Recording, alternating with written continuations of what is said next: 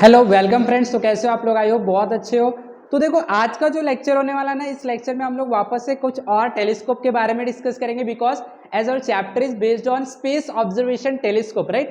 तो space observation के लिए जो टेलीस्कोप लगता है उस टेलीस्कोप के बारे में हमारा लेक्चर है। Therefore today we are going to discuss more about telescope. Okay, तो in last lecture, in last video we have discuss about radio telescope, right. तो रेडियो टेलीस्कोप क्या था, हम लोग ने देखा था कि जब हम लोग का नॉर्मल टेलीस्कोप जो कि मिरर और लेंस से काम करते हैं, वो टेलीस्कोप काम नहीं कर पाते। कब काम नहीं करते? जब आपके विजिबल रेंज का लाइट हेवनली बॉडी से नहीं आता है, एक्सरे आ जाता है या तो गामा रेज आ जाता है, अल्ट्रावायलेट रेज, ये सब निकलते हैं हेवनली बॉडी से। तो इसको कैप्चर करने के लिए आपको क्या लगेगा? मशीन लगेंगे, राइट। तो उस मशीन में हम लोग क्या करते हैं? रेडियो टेलीस्कोप यूज करते हैं, जो कि एक एंटीना होता है, डिश होता है जो कि उसको हम बोल सकते हैं हार्नेस करता है, रिसीव करता है, कंप्यूटर को फीड करता है और उसके इमेजेस बनते हैं, राइट। अब देखो इसमें प्रॉब्लम हो जाता है और इस प्रॉब्लम को सॉल्व करने के लिए हम लोग ने स्पेस टेलीस्कोप लेके आया। तो आज के लेक्चर में हम लोग स्पेस टेलीस्कोप को डिस्कस करने वाले। तो let us begin everyone. Okay, तो देखो यहाँ पे telescope in space, telescope in space. तो स्पेस में टेलीस्कोप का मतलब क्या होता है? स्पेस में टेलीस्कोप का मतलब होता है जैसे कि ये अर्थ है, ओके, अर्थ है, यहाँ पे कोई एक हेवनली बॉडी है एंड लेट्स से एक हेवनली बॉडी है स्टार, ये एक स्टार है, ओके।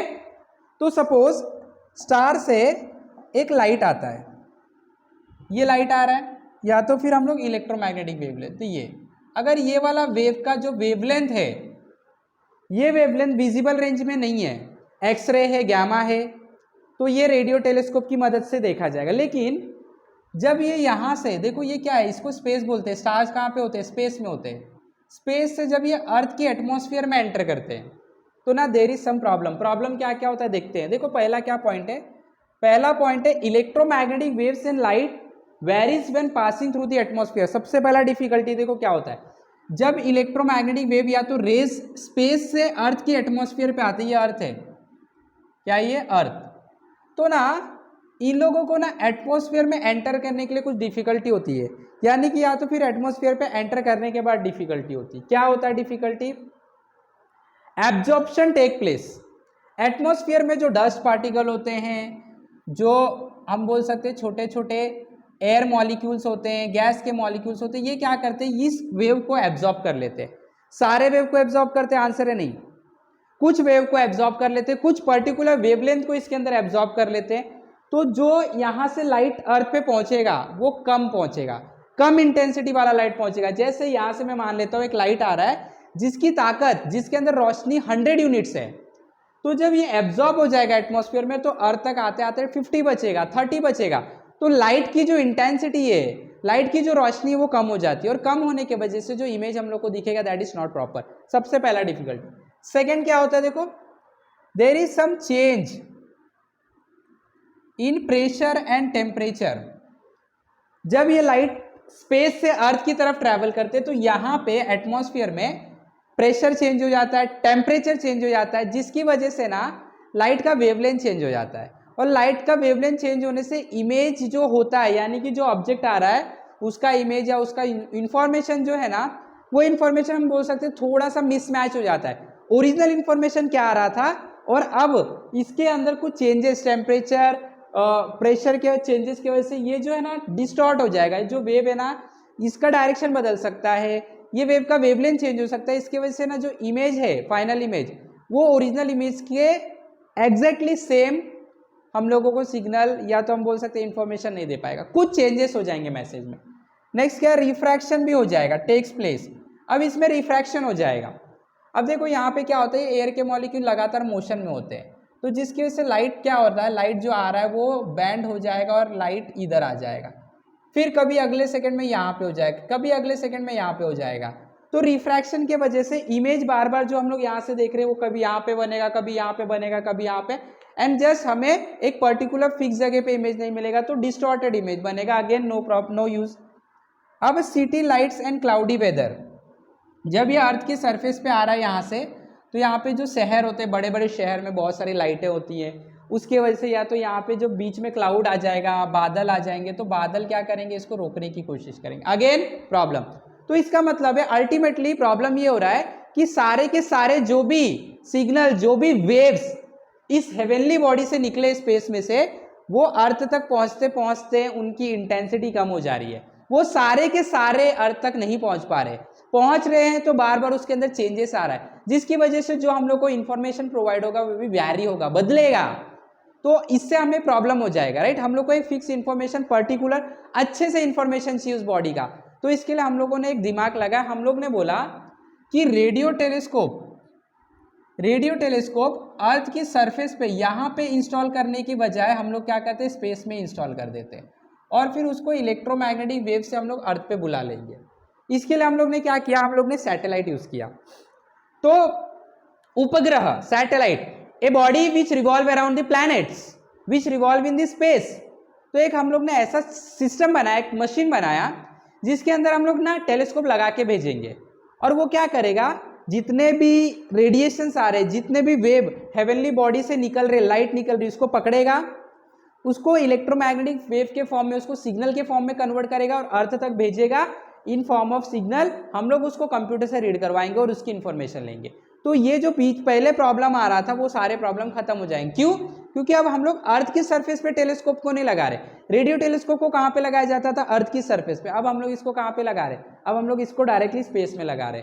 तो इस तरीके से जो भी टेलीस्कोप को स्पेस में लगाया जाता है, ये सारे प्रॉब्लम को दूर करने के लिए उसको हम लोग बोलते हैं स्पेस टेलीस्कोप। तो आज तक जितने भी बहुत सारे स्पेस टेलीस्कोप लगे, उसके अंदर से कुछ टेलीस्कोप को आज हम लोग स्टडी करेंगे। चलो देखते हैं।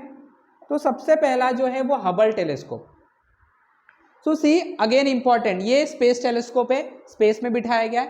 तो देखो, इट वॉज लॉन्च इन 1990, इसको 1990 में लॉन्च किया गया था, and it was launch by NASA. ठीक है, it was launch in space. कहाँ पे लॉन्च किया गया था? ऑब्वियसली स्पेस में लॉन्च किया जाएगा, क्योंकि एक ऐसा है स्पेस टेलीस्कोप है, स्पेस में लॉन्च किया जाएगा। इस टेलीस्कोप के अंदर आप देख सकते हो, यहाँ पे इमेज है, this is the image of an Hubble telescope. Okay, again this image is given in your text book, वहां से मैंने ये इमेज को लिया है। ओके, यहाँ पे टेलीस्कोप में मिरर लगाया गया है, जिसका डायामीटर 94 इंच का है। कितना डायामीटर है? 94 इंच का डायामीटर। देखो, 12 इंच 1 फीट होता है, 12 inch is equal to 1 foot. अब आप जोड़ सकते हो, इसमें 94 इंच का मिरर लगाया गया है, बहुत बड़ा मिरर लगाया गया, राइट। और इसका मतलब अब जो लाइट आ रहा है वो रिफ्लेक्ट होगा, और रिफ्लेक्ट होने के बाद वो जो लाइट है वो एक जगह पे जमा होगा, उसको इलेक्ट्रोमैग्नेटिक वेव के फॉर्म में कन्वर्ट किया जाएगा, और उसको रिसीव किया जाएगा रिसीवर से on the surface of the earth, और फिर उसको स्टडी किया जाएगा। ये जो स्पेस सैटेलाइट है, इसको हम लोगों ने अर्थ की सरफेस से 598 किलोमीटर ऊपर इंस्टॉल करके रखा है। तो अगर एक अर्थ का सरफेस है तो इससे 589 किलोमीटर दूर, इतने ऊपर ये क्या कर रहा है, अर्थ के चारों तरफ ऑर्बिट में रिवॉल्व कर रहा है, और अर्थ का, हेवनली बॉडीज का, सबका हम लोगों को जानकारी दे रहा है। आज भी ये वाला जो सैटेलाइट है स्टिल काम कर रहा है, सैटेलाइट बोलो, स्पेस टेलीस्कोप बोलो, आज भी ये काम कर रहा है। It is helping us in many more discoveries in the field of astronomy. तो this is something about Hubble telescope. ठीक है, तो एकदम सिंपल था। Next one is Chandra telescope. Again you can see the image. Again this is very important telescope. It is a space telescope situated in space. So in 1999 it was again installed by NASA in space. Space में install किया गया था इसको भी। अब ये जो telescope की खास बात क्या थी, ये टेलीस्कोप ना जो हेवनली बॉडीज है उनसे निकलने वाले एक्सरे को डिटेक्ट करने के लिए यूज किया गया था। तो देखो, it is an X-ray telescope, मतलब एक्सरे जो आ रहा है, एक्सरे वाले वेवलेंथ वाली भी जो वेव आ रही, उसको ये डिटेक्ट करता है। इसके अंदर वो डिटेक्टर लगाया गया कि एक्सरे को पहचान पाएगा। तो देखो क्या होता है, हेवनली बॉडी से एक्सरे भी निकलते, अल्ट्रावायलेट भी निकलते, विजिबल लाइट भी निकलते। तो विजिबल लाइट को तो हम नॉर्मल टेलीस्कोप से देख लेते हैं, बाकी को हम लोगों को रेडियो टेलीस्कोप यूज करना पड़ता है। लेकिन रेडियो में प्रॉब्लम आ रहा था, इसके लिए स्पेस टेलीस्कोप यूज किए। तो इसके अंदर क्या है, एक डिटेक्टर लगा है जो एक्सरे को पता लगा लेता है। तो जितने भी एक्सरेस निकल रहे हेवनली बॉडी से, उसको ये डिटेक्ट करता है। It study X-ray coming from the heavenly bodies. It is helpful in gathering many more information about stars and galaxies. तो स्टार्स और गैलेक्सी जिनसे एक्सरे निकलते हैं, वो एक्सरे आते हैं, उनको हम लोग इसकी मदद से स्टडी करते हैं, and we get lots of information about it. It is named after very important term, it is named after an Indian scientist Subramaniam Chandrasekhara. Again very important point, this was launched by NASA but the satellite is named after the Indian scientist. देखो India का achievement इतना ज़्यादा हो गया अभी space में, we are very many more ahead, बहुत ज़्यादा आगे हम लोग बाकी देश के कंपैरिजन में, तो I think we are third और fourth super power in space and technology.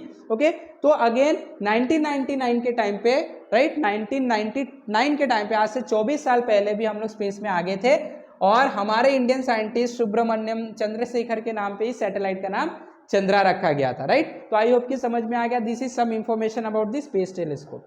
Now let us have some information about our organization which is helping us in achieving the goals of astronomy and modern science। तो देखो ISRO, again इससे हमारा जो मन होता है बहुत खुश हो जाता है इसरो को सुन के, because it is an organization which is set up by India, which is aiming at developing lot many technologies, lot many studies related to astronomy. तो देखो इसके बारे में सीखेंगे आप। ISRO Indian space research organization, very important, इसको तो सबको पता होना चाहिए। We are proud of ISRO, Indian space research organization. तो ये हमारे भारत में एक संस्था है जो कि एस्ट्रोनॉमी के ऊपर काम करती है, रॉकेट के ऊपर काम करती है, सैटेलाइट्स के ऊपर काम करती है, मॉडर्न टेक्नोलॉजीज के ऊपर काम करती है रिलेटेड टू एस्ट्रोनॉमी।